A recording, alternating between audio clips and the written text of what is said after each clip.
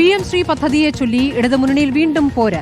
V ശിവൻകുട്ടിയുടെ വിമർശനത്തിന് മറുപടിയുമായി CPI സംസ്ഥാന സെക്രട്ടറി ബിനോയ് വിശ്വം രംഗത്തെത്തി. PM ശ്രീയും SSK ഫണ്ടും കൂട്ടിക്കെട്ടുന്നത് RSS രാഷ്ട്രീയമാണ്. ശിവൻകുട്ടി പ്രകോപിതനാകുന്നത് എന്തിനാണെന്ന് അറിയില്ല എന്നും ബിനോയ് വിശ്വം പറഞ്ഞു.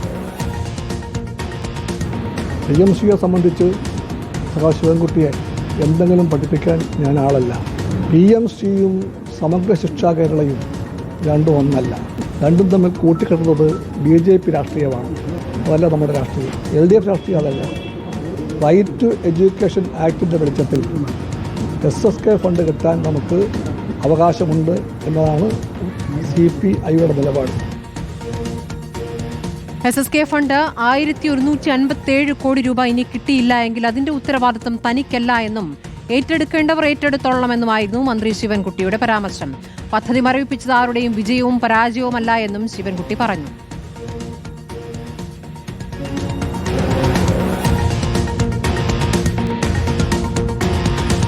ഗോപാൽ ശീലാസനിലും റഹീസ് റഷീദും TV പ്രസാദുമാണ് വിവരങ്ങളുമായുള്ളത്. ആദ്യം ഗോപാൽ ശീലാസനിലേക്ക്. ഗോപാൽ, ഇപ്പോൾ ശിവൻകുട്ടി പ്രകോപിതനായത് എന്തിനാണ്? ഇപ്പോൾ ഈ പദ്ധതിയുമായി മുന്നോട്ട് പോകേണ്ടതില്ല എന്ന തീരുമാനം ഒരുമിച്ച് പ്രഖ്യാപിക്കുന്നു. അതിന്മേൽ ഒരു വിജയപ്രഖ്യാപനമൊന്നും CPI നടത്തിയിട്ടുമില്ല. വളരെ ശ്രദ്ധയോടെയാണ് അതിനുശേഷം നേതാക്കൾ പ്രതികരിച്ചതെന്നും കണ്ടതാണ്.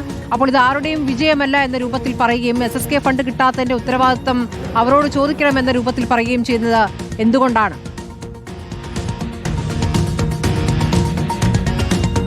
സ്മൃതി, ഇന്നലെയാണ് കേന്ദ്രത്തിന് ഔദ്യോഗികമായി PM ശ്രീ പദ്ധതി മരവിപ്പിക്കുന്നു എന്ന് കാട്ടി സംസ്ഥാന സർക്കാർ കത്ത് നൽകിയത്. ആ കത്ത് നൽകിയതിനു ശേഷവും മന്ത്രി വി ശിവൻകുട്ടി കാര്യമായൊന്നും പ്രതികരിച്ചിരുന്നില്ല. കത്ത് നൽകിയിട്ടുണ്ട്, വേണ്ടതെല്ലാം അറിയിച്ചിട്ടുണ്ട് എന്ന തരത്തിൽ 2-3 വരിയിൽ മാത്രം ആ പ്രതികരണം ഒതുക്കുകയായിരുന്നു. എന്നാൽ ഇന്ന് രാവിലെ നമ്മൾ കണ്ട ശിവൻകുട്ടി അതായിരുന്നില്ല.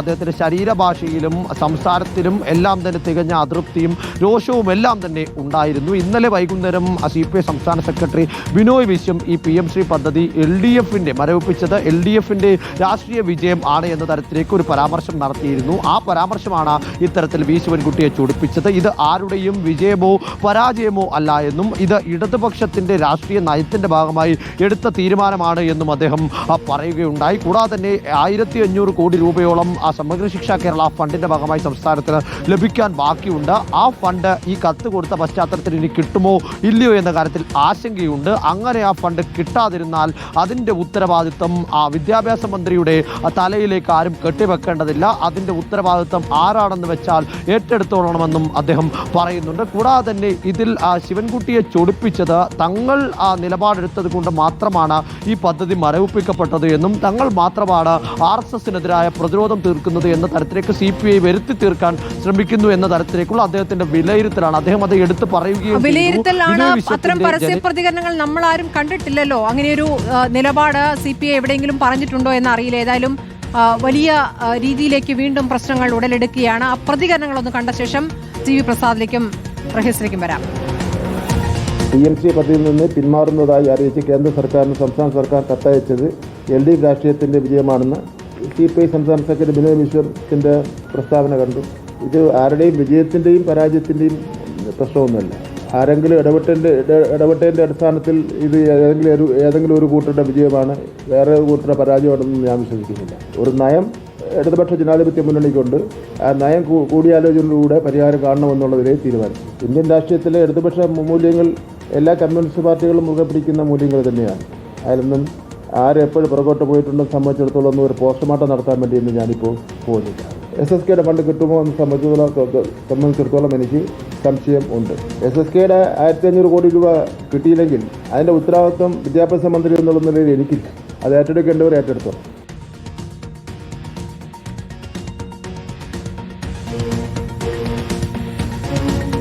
റഹീസ് റഷീദിലേക്ക്. റഹീസ്, ഇപ്പോൾ ഇതാണ് ശിവൻകുട്ടിയുടെ പ്രതികരണം. CPI എങ്ങനെ പ്രതികരിക്കുന്നു ഇതിനോട്? പരസ്യ പ്രതികരണങ്ങളിലേക്ക് CPI എത്തുന്നുണ്ടോ? CPI ബിനോയ് വിശ്വമാണ് ഈ വിഷയത്തിൽ പ്രതികരണം അറിയിച്ചത്. ശിവൻകുട്ടി എന്തിനിങ്ങനെ പ്രകോപിതനാകുന്നു എന്ന് എനിക്കറിയില്ല എന്ന് പറഞ്ഞാണ് ബിനോയ് വിശ്വം മറുപടി പറഞ്ഞത്. ഇടതുപക്ഷത്തിൻ്റെ രാഷ്ട്രീയ നിലപാട് ശിവൻകുട്ടിയെ പഠിപ്പിക്കാൻ ഞാനല്ല CPIM-ന്റെ സംസ്ഥാന സെക്രട്ടറി MV ഗോവിന്ദനും അഖിലേന്ത്യാ സെക്രട്ടറി MA ബേബിയുമൊക്കെ അത് പഠിപ്പിക്കട്ടെ എന്ന നിലപാടാണ് ബിനോയ് വിശ്വം എടുത്തത്. ഒപ്പം ബിനോയ് വിശ്വം പറയുന്ന മറ്റൊരു കാര്യം, SSKയും NEPയും ഒന്നല്ല, രണ്ടാണ് എന്ന് ഞങ്ങൾ CPI ആവർത്തിച്ച് പറയുകയാണ് എന്ന് പറയുന്നു. അതായത് ശിവൻകുട്ടി പറഞ്ഞത് SSK ഫണ്ട് കിട്ടിയില്ലെങ്കിൽ അതിന് ഉത്തരവാദി വിദ്യാഭ്യാസ മന്ത്രി എന്ന നിലയിൽ ഞാനായിരിക്കില്ല, അതിൻ്റെ ഉത്തരവാദിത്തം ഏറ്റെടുക്കേണ്ടവർ ഏറ്റെടുക്കട്ടെ എന്ന് പറയുമ്പോൾ NEPയിൽ ഒപ്പിടാത്തത് കൊണ്ടാണ് SSK ഫണ്ട് കിട്ടാത്തത് എന്ന ധ്വനി സ്വാഭാവികമായും വരുത്തുന്നുണ്ട്. അതിൽ ബിനോയ് വിശ്വം പറയാതെ പറയുന്ന മറുപടി BJP വർഷങ്ങളായി പറയുന്നതാണ് SSKയും NEPയും കണക്റ്റഡ് ആയ പ്രോജക്റ്റാണ് എന്നത് BJP വർഷങ്ങളായി പറയുന്ന ഒരു വാദമാണ്. ആ വാദം തന്നെയാണ് വി ശിവൻകുട്ടി ഉന്നയിക്കുന്നത് എന്നതാണ് ബിനോയ് വിശ്വം പറയാതെ പറയുന്നത്.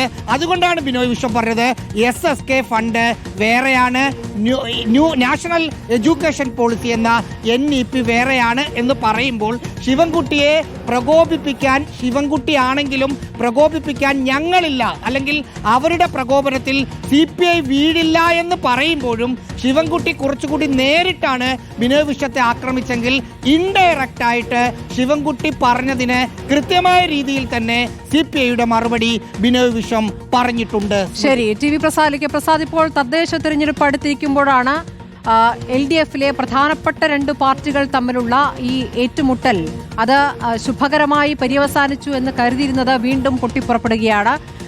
അന്ന് CPI ആവശ്യപ്പെട്ടിരുന്ന കത്ത്, ഞങ്ങളില്ല ഈ പദ്ധതിക്ക് എന്ന കത്ത് ഇതുവരെ അങ്ങോട്ട് പുറപ്പെട്ടിട്ടില്ല, അതവിടെ നിൽക്കുന്നു. അതോടൊപ്പം തന്നെ ഇപ്പോൾ SSK ഫണ്ട് കിട്ടിയിട്ടില്ല എങ്കിൽ അതിന്റെ ഉത്തരവാദി ഞങ്ങളല്ല എന്ന രൂപത്തിൽ വിദ്യാഭ്യാസ മന്ത്രി പറയുകയും ചെയ്തിരിക്കുകയാണ്.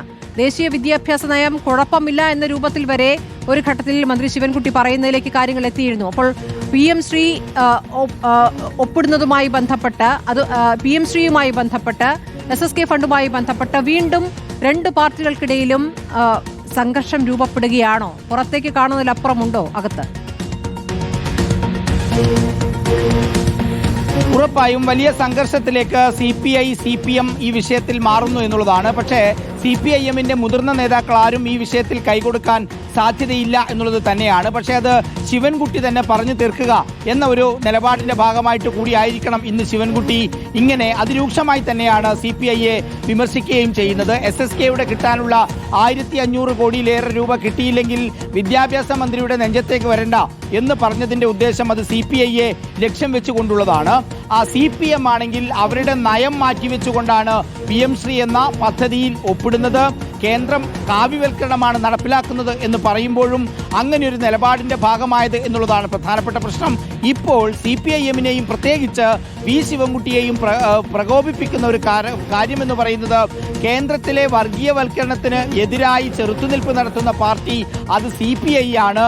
ഇതിനെല്ലാം കീഴടങ്ങുന്ന പാർട്ടിയായി CPIM മാറുന്നു എന്ന ഒരു പ്രചരണം നടക്കുന്നതിനിടെയാണ് വി ശിവൻകുട്ടി ശക്തമായ ആക്രമണം ബിനോയ് വിശ്വത്തിനെതിരെയും CPIക്കെതിരെയും നടത്തിയത് എന്നുള്ളതാണ്.